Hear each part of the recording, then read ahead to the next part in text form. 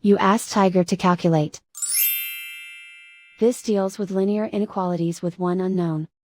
The final result is x greater than 6. Let's solve it step by step. Group all constants on the right side of the inequality.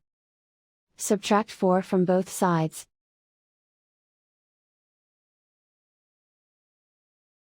Simplify the arithmetic.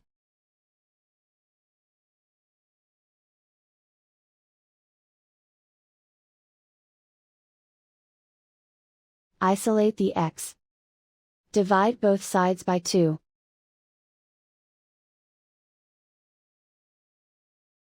Simplify the fraction.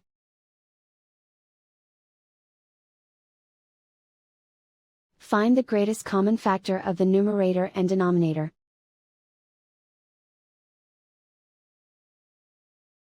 Factor out and cancel the greatest common factor.